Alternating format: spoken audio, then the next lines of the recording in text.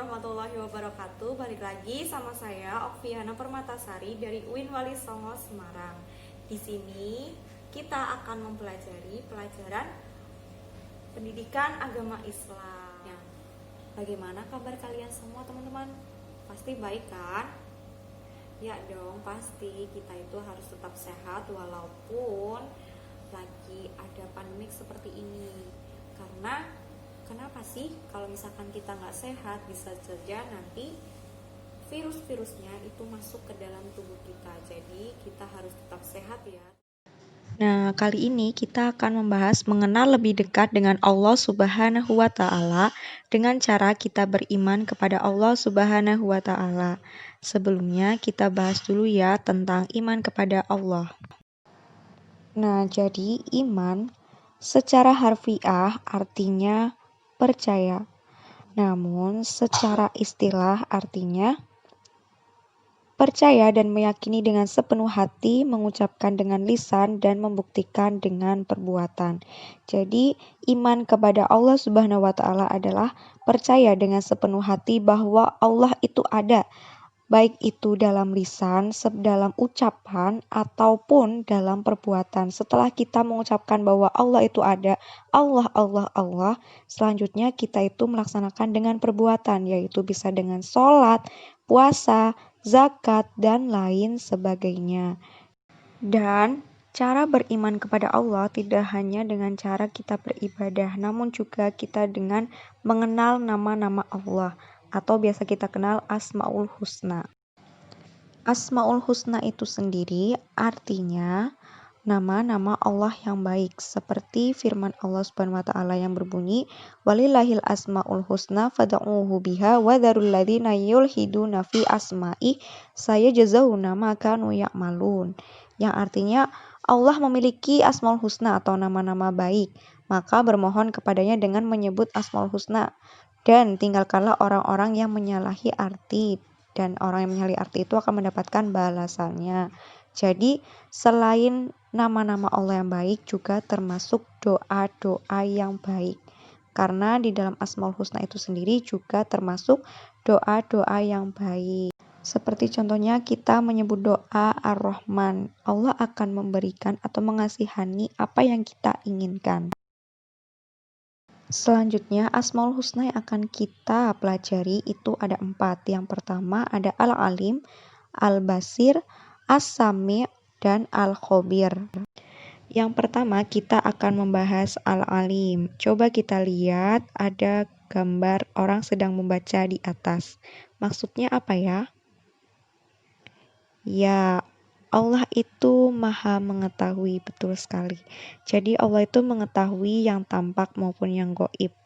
Dan Allah juga mempunyai pengetahuan yang sangat luas, baik itu pengetahuan yang ada maupun pengetahuan yang gaib. Seperti pada firman Allah, seperti yang terdapat pada Quran Surat Al-An'am ayat 59. Bisa kalian baca sendiri ya.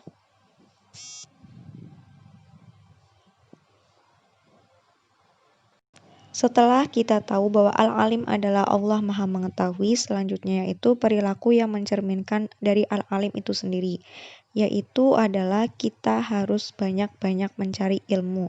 Karena dengan mencari ilmu, kita akan tahu yang kita tidak ketahui.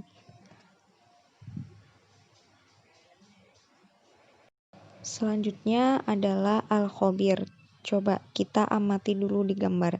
Ada orang sedang melakukan penelitian dengan menggunakan mikroskop. Biar apa coba mikroskop? Ya, tepat sekali. Biar bisa melihat benda yang sangat kecil. Al-Khabir sendiri artinya Allah Maha Waspada atau Allah itu Maha Teliti, mengetahui perkara yang tersembunyi. Jadi semuanya yang tersembunyi itu bakal kelihatan sama Allah, baik itu yang sedang mencuri, menyontek, dan lain sebagainya. Dan Allah juga tidak perlu melihat benda yang kecil, harus menggunakan mikroskop. Seperti yang tertera pada Quran Surat At-Taubah ayat 16, wallahu khabirum bima ta'malun. Dan Allah maha teliti terhadap apa yang kamu kerjakan. Jadi apapun yang kita kerjakan, Allah pasti akan mengetahui. Selanjutnya yaitu contoh perilakunya, yaitu kita harus berhati-hati dalam melakukan suatu kegiatan.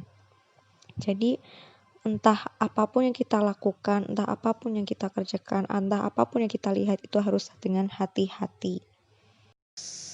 Selanjutnya kita bahas as-sami. Ada gambar toa. Maksudnya apa sih? Ayo, coba kita tebak. Ya, benar sekali. As-sami yaitu Allah itu maha mendengar. Jadi Allah itu mendengarkan perkataan baik yang diucapkan lewat mulut maupun diucapkan melalui hati. Jadi kalau misalkan kita berdoa lewat hati, Allah juga pasti akan mendengar. Ya, jadi jangan lupa kalau misalkan habis sholat itu kita harus berdoa. Seperti yang tertera pada Quran Surat Al-Baqarah ayat 256, Wallahu sami'un alim, dan Allah maha mendengar lagi maha mengetahui. Nah, contoh perilaku yang mencerminkan dari Allah itu maha mendengar yaitu kita harus memilah informasi yang kita dengar. Jangan sampai kita itu mendapatkan informasi hoax atau informasi yang tidak benar. Jadi setelah kita mendengarkan informasi, kita cari tahu dulu apakah informasi itu benar atau tidak. Kalau misalkan informasi itu salah, jangan disebarkan lagi.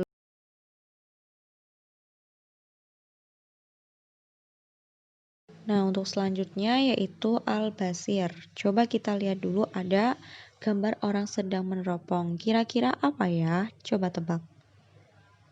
Ya, betul sekali. Al-Basir maksudnya itu melihat. Allah maha melihat. Jadi Allah itu bisa melihat baik itu yang besar maupun yang kecil, yang tampak maupun yang gaib. Jadi kita itu dalam bersikap atau melakukan sesuatu juga harus berhati-hati karena Allah itu pasti melihat. Ya, jangan sampai kalian itu mencontek maupun mencuri ataupun meminjam sesuatu tapi tidak bilang, itu jangan sampai ya. Nah, Al-Basir itu sendiri tertera pada firman Allah terletak pada Quran Surat Al-Hujurat ayat 18. Bisa kalian baca sendiri lafaz dan artinya.